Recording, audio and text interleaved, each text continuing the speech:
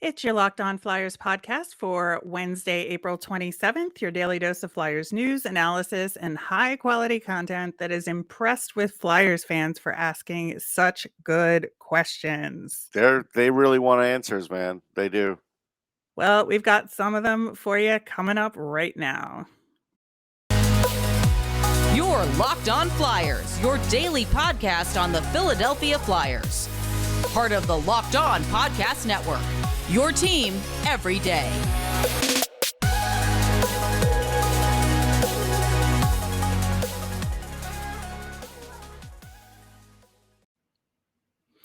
Hello, I am Rachel Donner. You can find me on Twitter at rMiriam. I'm here as always with Russ Cohen, who's on Twitter at Sportsology. Thanks for making us your first listen every day. You can follow us on Twitter at Locked On Flyers. You'll keep up to date on all the Flyers news and our episodes.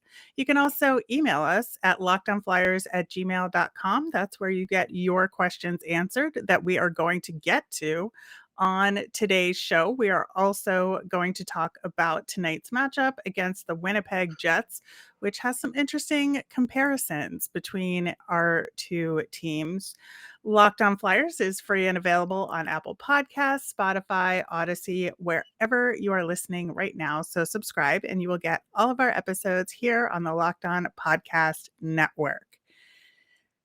All quiet on the Western Front for the Flyers going into tonight's matchup against the Winnipeg Jets. And Well, I mean, I can tell you one thing. They're not going to be like yeah, hanging out saying, loving Winnipeg. Woo. Maybe that's why. that's true. Well, they don't have an airport, as we all well know. So it's a little tough to get to Winnipeg. Makes it exhausting. Speaking of which, interesting thread once again by Chris Pronger out there on travel for NHL players. We'll link to that in the show notes, just saying that Philly is probably one of the best teams to play for in terms of ease of travel. Ease of travel, yes. Handling of baggage, the worst. That is absolutely fair. You'd think with all the renovations, that would be one of the things that would still bad. improve. It's so bad. It's so bad. It's so true. Like you go to Vegas as an example, and you get your bags like in 10 minutes of 2 seconds. landing. Yeah. Yeah. It's so funny. Well, hopefully they'll get to fixing that soon, much like we're hoping the Flyers can improve soon. And the Flyers are finishing out this season against a couple of teams that also did not make the playoffs. So, it should be, I think, a pretty loose game tonight against Winnipeg because both teams just want to have some fun and play out their last remaining games and try not to get hurt, but make it a competitive game for the fans. I think that's just kind of the attitude you have to go into with these couple of games. And, obviously Winnipeg getting eliminated much later than the Flyers did. Yeah. So I think the disappointment there is a little bit more raw because there was an expectation of maybe making the playoffs much later in the season than for the Flyers. Well, when they were in town, they did have a regrouping. You remember I told you they had this whole closed door meeting, and I was on the Winnipeg side, and we waited like 15 minutes, and they did fix the ship for a little while, and they did start to win some games, and then came up short. So I feel like again when they face the Flyers, they're going to want to play their best because they knew they beat them last time. This time of year, there's guys that sometimes are injured that want to get back for that last game or two, like Cole Perfetti is trying to get back to the lineup just so he can have a positive feeling for next year, as an example. So there is a bit of that goes on too. And then sometimes you don't know you're playing your last games and that's it. You're never going to play again. That happens. I get it. Yeah, it's interesting you're talking about Cole Perfetti trying to come back for these last couple of games. He's kind of their one shining star prospect that made his debut in Winnipeg this year, unlike the Flyers, who have had, a ton of kids stepping up in the last couple of weeks and given these opportunities because of injuries, whereas I think the Jets haven't had as much room for that. No, and that's something where a lot of times Flyers fans will say these are meaningless games, but I was with a group last night, and I threw it back at him. I said, "Well, if the Flyers were 8 points out of the playoffs as of like a month ago, how many of these kids would have played at all?" And then it's like, "Oh Mhm. yeah, So it's like, so there is a positive angle to it. There is. Yeah, we are getting important information about our young talent and what they can do at the NHL level. And, we've been saying that again and again, as we've wound down this season for the Flyers. And so I think that this matchup will be, to some degree, another chance for these kids to prove themselves on the Flyers side, but also I think for the veterans to go out on more of a high note than they have been recently. I think, JVR has done his kind of late season boom to try and get that goal scoring I can tell you, championship. most fans are not happy about it because I know. it's the feeling of the too little, too late syndrome, and yet he's going to end up leading the team in goals, which is very deceptive. It is. Yes, and I think so it's mostly because of injuries, right? That I'm Yeah, pretty sure Cam Atkinson would have kept that had yeah. he stayed in. But is there anybody that's like a JVR on the Winnipeg Jets right now? Anybody that's like a JVR, I mean, not that's healthy. I would say the closest would be on defense. Actually, would be like Neil Pionk because sometimes he's really on, and then sometimes he's Mm, not, and they rely on him greatly because again they got him in a trade from the Rangers, and for a while it made the Rangers look stupid. Like it was like, wow, look at Neil Pionk. But then he, sort of goes on these stretches where he's not that great. I mean, 34 points is good.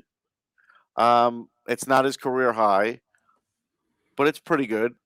So you wonder like when is he going to have that breakout year? Because 45 was like his high, and I think right. you could look at him like a JVR, like saying, this is good, but this isn't like what you should be getting like every year.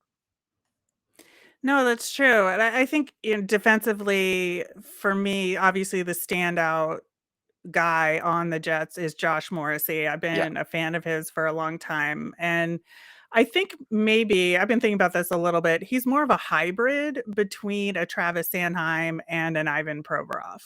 He is because he's not a um, hardcore good defensive defenseman, but he's good. He's more of like yeah, does the stick move away? Sometimes will use his body, but uses the stick a lot. But he's got speed. He's Yeah. very smart. Um, and I think the hybrid part comes mainly from the way he uses his offense and then transitions back to defense. So I think you're right about that. And I still think around the league he's kind of unheralded, even though he's a really good player, known as a good player. But Yeah. I just don't think he has the name around the league yet. No, and I think the guys obviously that have more of a high profile are on the offensive side for them. So like your Kyle Connor, your Pierre Mhm. Luc Dubois. I think sometimes even Mark Scheifele gets lost in the shuffle because those other two guys get more flashier attention. Yeah, I think that's fair. I mean, Scheifele is one who is a dominant center. Like he's more than a point a game. He's everything you want him to be. But you have heard these little issues when Maurice was there that maybe he was unhappy in the. So I just kind of look at Scheifele and say, yeah, I think there is another level to you where he could get like that 85-point seasons, and I think he could do it. The question is, will he do it for Winnipeg anymore? Because he Mm. had the 82 points and 84 points, and then it's been dropping a bit. So I don't know. He may be a guy that ends up getting traded, as crazy as that sounds, just because that's been out there. Yeah, and I think Pierre-Luc Dubois has really stood out for this team, and Yeah. I think been a lot more successful there than maybe we would have imagined after that trade with Columbus. That it was more about getting Line to Columbus and out of Winnipeg than getting PLD to Winnipeg. In a sense, at least that was my take on it. That's what that trade took. But I think that PLD is going to have like a really good stretch there. He will. I've always been high on PLD. I always loved his work ethic, liked his physicality. It's interesting now because even though he proved that he can play center, he's back to not playing center. Maybe that is to maximize his goal scoring, and he has 27 goals. He's going to set a career high if he gets his next one. So it's a really good year for him, and he's 23. Like, that's the big thing. It seems like he's older, maybe It because he really looks a little does. older. He's physically mature. So really, Winnipeg has him at the right time. Like, this is his prime, and so I feel like they are getting the most out of him. Absolutely. All right. Well, I think it should be a fun game, honestly. You I just got think to watch out for Kyle Connor. He kills the Flyers every time. Exactly, exactly. Well, we said at the top of the show, being impressed about Flyers fans' questions. We're going to get to those coming up next. But first, with HelloFresh, you get farm fresh, pre-portioned ingredients and seasonal recipes delivered right to your doorstep. Skip trips to the grocery store and count on HelloFresh to make home cooking easy, fun, and affordable. That's why it's America's #1 meal kit. HelloFresh cuts back on time spent in the kitchen with meals ready in about 30 minutes or less. Plus, they've got quick and easy meals, including 20-minute recipes, low prep, and easy cleanup options, and provide an even faster route to putting food on the table.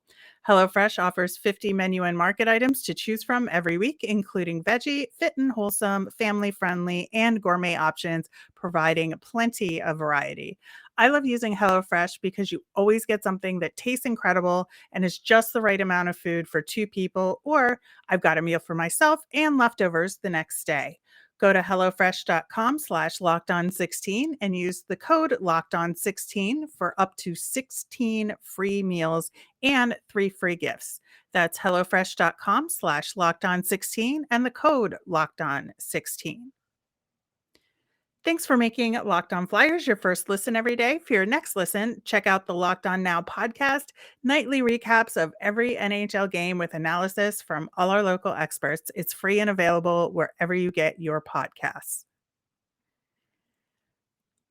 Well, as to be expected, our mailbag is full of questions looking toward the future of the team and looking toward the playoffs. So I'm excited to get going on these. The first question, such a good one, is getting younger a priority after the way they went after veteran leadership this year didn't work out as well? I think it's a talking point. I don't believe it's a true priority of them. I just think right now, Chuck is pushing the amount of players that they have under 25. Uh, doesn't mean they're going to all be playing next year when the season starts. So I think it's a talking point. I still think they're going to go after a veteran and shatter this whole image or question of this. So I'm a bit skeptical. I am too, to some degree. I think that one of the reasons that, we've been talking about, there's been so many injuries that's the main reason why some of these kids have gotten these opportunities. Mhm. Now, especially the call-ups from Lehigh Valley, I don't think any of them would have gotten some of the chances they have this season were it not for the injuries on this team. And Chuck Fletcher's natural instinct is to go for veterans, and I'm not sure that's going to change. Now, will he, allow some of these kids to make a case for themselves and, it'll be so obvious? Sure. We've talked about that Noah Cates is probably the most likely of any of them to be able to make that case going into next season. But yeah, my gut says, and putting myself in Chuck Fletcher's brain, that he is the guy that is going to just keep tapping that well of veterans out there that he's Yeah. familiar with. All I can say is I remember being at camp, and there were definitely 2 or 3 young players that were pushing. But then when you looked at all the signings and all the veterans that were there were almost no spots to be taken by a young player at the beginning of last year. Mhm. This year, Yeah, I don't think I don't think they can help it because of the cap, but I still don't think it's as many as there should be. I agree. All right, next question. What are you looking for in the next coach of the Flyers? You're looking for leadership, structure, uh, maybe a coach that likes to care about what's going on in the AHL because Lehigh needs some special care. I think those things. I don't necessarily fear or feel that it has to be like good cop or bad cop. I don't think it has to be one or the other. I do get the feeling that some fans do want the bad cop to come in, but I think that's a natural knee jerk reaction when you have a guy like Mike Yeo who's a nice guy and it's not working out. So then you feel like, well, you want to have someone come in and hold the players accountable. Yeah, that's great, but sometimes by half season that doesn't work either. Yeah, I think I want a guy that is going to be a systems guy that's Hmm. going to come in and look at the personnel they have and make the best opportunity, for success for this group of players and really tailor a system to the skills of the personnel he has. I Right. think that's and be able to work cohesively. And I think that's the drum we've been banging for the last several weeks in Mhm. terms of coordinating with Lehigh Valley and making sure that there's a collective player development within this system that works to give the team the best chance at success. Now, speaking of coaches, there is word on the street that Lindy Ruff might be out in New Jersey. Is he a potential candidate for the Flyers? The only way I'd say he's a candidate, and I'm sure some of the Flyers hierarchy like Lindy, they know him for a million years. They played against him. Uh, they've coached against him. If you're getting Lindy to kind of bridge the gap because you don't feel like that great coach is out there and you want some structure and you know you're not going to be super competitive the next 2 years, then yes, by all means, Lindy Ruff is a good hire. If you believe you're going to win next year, you can't hire Lindy Ruff. And if you believe that you're going to build for the next 3 years, you can't hire Lindy Ruff. I agree with you there. I personally do not want a bridge coach because I think even though we know, I don't know if the Flyers know, but we know that they're maybe going to take a couple of years to get back in a competitive position. I would like a coach to have been with that team going through it in the Hmm. trenches so that Hmm. there's a cohesive thing to play for and that they've been through together. I don't necessarily want a coach to just kind of get through the rough times. I'm air quoting here if you're listening versus watching on YouTube. But I just think that's important to me to I've never develop seen you air leadership and quote before. That was accountability. that was a little weird. I guess you I do felt it. inspired. Yeah, I did. I did. Well, it's a good question. All right, switching gears a little bit for the next question. Is there any trade or move the Flyers have made over the last several years, say in the Chuck Fletcher era, that is underappreciated? Oh, in the Fletcher era. Hmm. Yeah, or Hextall. I'm going to go Hextall because I think the most obvious one is not the most obvious one to people. So, 2016 draft. Uh, Leading up to it, I was a huge Carter Hart guy. I ranked him pretty high. But heading into the draft, he was not the number one ranked goalie. Evan Fitzpatrick was. And even Tyler Parsons was kind of like neck and neck with Hart, but Hart was probably the number two. And some liked Hart better than Fitzpatrick. Um, Mhm. but Fitzpatrick was a bigger goalie. So, when the Flyers picked Hart, they did something a lot of teams didn't do. A lot of teams passed on Carter Hart. And they could have picked Fitzpatrick, who's never played an NHL game, and they could have picked Parsons, who's not really been great. And so I don't think they get enough credit for that. It wasn't a clear cut, hey, you got to pick Carter Hart selection there because, again, there were these other goalies and they ended up going after him. But that's only Mhm. because the Flyers were bold enough to take Hart. Yeah, I think that's a real good one, and I remember when that pick happened, I was so excited because I'd heard all these good things about Carter Hart and, what he could bring, and then after they picked him, I thought he was so charming on the Mhm. interview, But there was some kind of that he voodoo gave. going on leading up to the Yeah. draft as to why teams were basically steering clear of Carter Hart. And I never got to the bottom of it. I don't know if it was because they felt like he was just kind of skinny. I don't know if they didn't like his mental game. I never heard a reason. I was wondering in that draft if it was just that people didn't expect to take goalies that soon, and I think Maybe. the Flyers maybe kickstarted that, Hmm. and it was a surprise in that draft. That was the sense I got at the time. But yeah, I think for me, this is me sort of manifesting my answer to this is in the 2020 draft, they moved up twice in late rounds by trading away a couple of lower picks to move up to take both Zayd Wisdom and Elliot Denoyer. And I think that even with the little bit of information we've gotten on them since then, I would say more with the Zayd Wisdom because he's been hurt, but Yeah. those have both turned out to be, regardless, I think, of how things turn out, like really solid moves because it was clear they moved up to take these particular Hmm. guys because they wouldn't have otherwise. And especially with Denoyer, I mean, my goodness, has he like grown by leaps and bounds in his junior career? Yeah, they're real good prospects. I can't say Denoyer is a lock. I think Wisdom's more of a lock than Denoyer because of the other things he brings to his game. But they're both solid prospects. So you're right. The fact that they traded up for these guys, that was bold, and it was like for a reason. Yeah, I absolutely think that the scouting was really good on both of them, and so I appreciate those moves. All right. How much of this season's results do you think is reflective of luck versus management and coaching? Well, is there any good luck? I mean, I'm looking at a lot of bad luck. Well, I'm Um, saying bad luck. Yeah, okay, that's the implication. okay. So if we're agreement, it's bad luck. This is the weird thing about this year. Again, I'm going to go back to, me thinking, what is this team after the moves preseason? And my feeling was they were going to miss out on the playoffs. They were just going to miss out. And that's, assuming everybody was playing, everybody was healthy.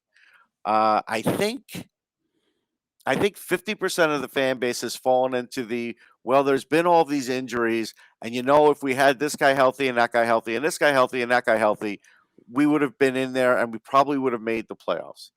I Hmm. still can't make that leap of faith. Now, we also have to come to grips that it was just when the Philly reporters, were asking, and I was on the call about Ryan Ellis's injuries. I think that was fair, even though this is a different injury now. He has been a little snake bitten with injuries, and he took issue with it that day. And now we're starting to see that maybe that was a good question. So there's that. I think we all know that Cam Atkinson, when he's out there, is great, but he does get banged up a lot too, and that's because of his size and the way he plays. So I think I can't put it all in the column of bad luck. I think what I can put it in the column is bad roster construction. That's that's where I think the failure of this team is this year. I agree. I think for me, the biggest failure is the contingency planning was clearly not up to snuff. That all of Chuck Fletcher's plan Bs were not good ones. Right. So I think that that's where the crux of the matter lies for me. All right, we've got some more questions coming up next, but first we are going to hear about our friends at Built Bar. We've been talking about Built Bar for a long time on this show, and by now you know how much we love them. But Built has more than protein bars. Have you tried the Puffs? If you haven't, you're missing out on one of Built Bar's best tasting bars. Puffs are the first ever protein infused marshmallow. They're fluffy, they're marshmallowy, they're not just a protein bar, they're a treat. Puffs are a fan favorite with some incredible flavors: yummy cinnamon churro, coconut marshmallow, banana cream pie. All Built Bars all Built Bars, including those puffs, are covered in 100% real chocolate. Go to built.com and scroll down to the macros chart. You'll be blown away. High protein, low cal, high fiber, low carb. Most Built Bars contain 130 calories, 4 grams of sugar, 4 net carbs, and 17 grams of protein. Compare that to a candy bar, which usually has around 240 calories, 30 grams of sugar, and dozens of net carbs. They have so many delicious flavors like mint brownie, raspberry, and cherry barcia. New for this month, Caramel Almond Delight. New flavors are coming out all the time at Built Bar. They're all about the taste. They make it taste delicious first, then figure out how to make it healthy. Go to built.com, use promo code LOCK15, get 15% off on your first order. Use promo code LOCK15 for 15% off at built.com. All right, we've got a few more questions for today's mailbag. First off, what do you think Chuck Fletcher will say for his end of season report? Well, I think he'll say he'll joke about how he said last year was, the worst year of his life and joke about how this one was worse. Mm-hmm. He'll do that to break up the room a little. He will talk about the injuries. He'll say, I'm not making an excuse, and then he'll list all the injuries anyhow. He will say that they're looking aggressively to retool and be competitive next year, and they believe they can make that happen. And after that, I don't know. I'm going to tune out after that probably. Yeah, I am very curious what the body language is going to be. I Yeah. think we'll be able to read a lot into, how he's presenting it, and maybe not the words, but the tone. Right. I think that's going to say a lot for, how he's feeling and see how he's handling the pressure of it, honestly. I Well, think there's that pressure, I think, for both teams now. Like last year, the only pressure was rebuild the Flyers and, let's get back to the playoffs. But there was no real talk of Lehigh, right? Lehigh was really an Yeah. afterthought in the whole process. Well, now they can't be an afterthought because who knows if they're even going to keep the coach. So now I think Chuck has even more pressure on him this summer. I absolutely agree, and not ideal for him, but we'll see how he handles it. Speaking of some of that, our next question, how is their analytics department doing so far? It's a great question because I did have a discussion about this yesterday with a group, and I've been talking to a lot of different analytics people, and just hiring analytics people isn't enough.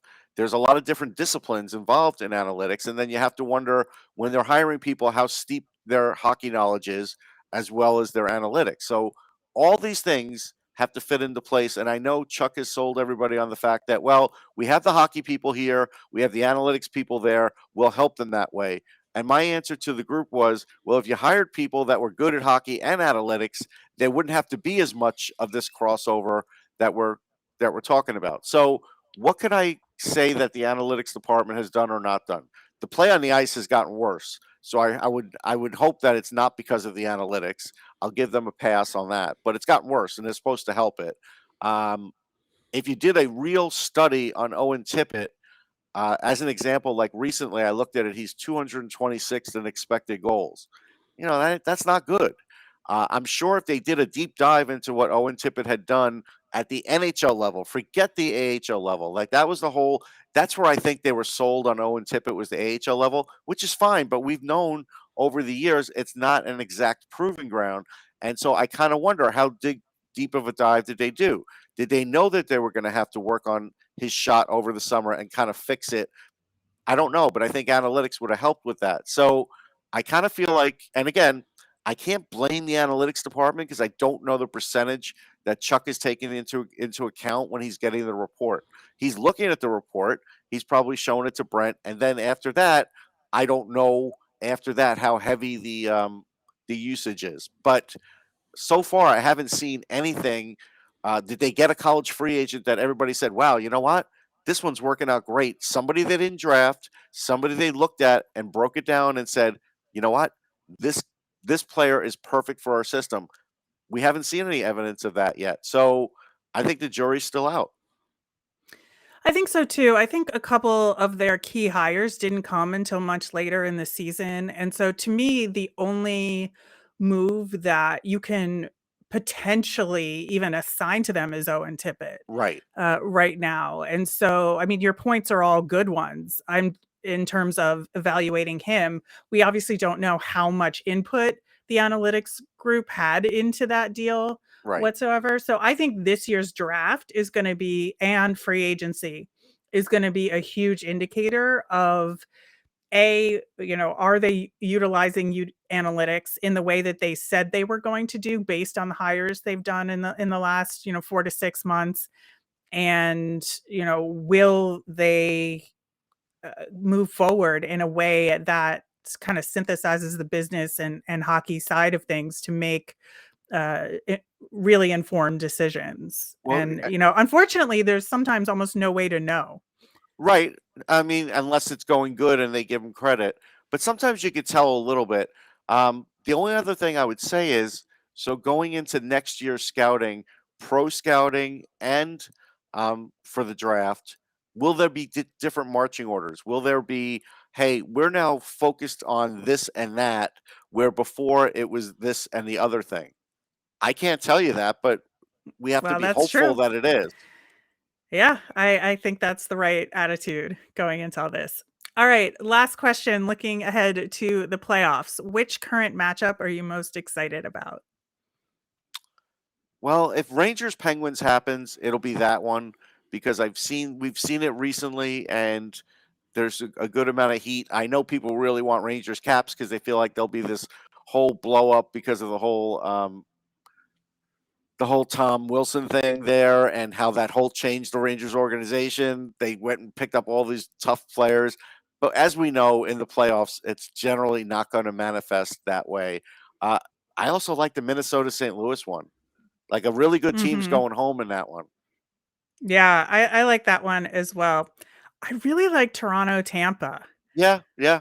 I think that'll be just, with all the offensive firepower on both sides and with Tampa kinda getting their mojo back over the last couple of weeks, I think it'll be a really fun series. Yeah, I mean, it'll be Austin Matthews pitted against Steven Stamkos simply because Stamkos never became a Leaf. He had that whole Yeah, thing where, the one that got away. the one that got away, they brought in the owner of Canadian Tire. They did everything they could to get him there, and he didn't go there. And they're both 60-goal scorers now, so I can see that being the stat line on that. So yeah, it'll be fun. I agree. All right, wrapping up with our Flyers fun thing. We talked about Cam Atkinson and his unfortunate injury keeping him out and maybe squandering that goal lead to JVR. But one thing that I've appreciated is how connected he stayed with the Columbus community Yeah, and continuing to support all the community activity that he built while he was on the Blue Jackets. So that is our fun thing, that even though he's not on the ice, he's just still doing good things to support communities and hockey, and I love that.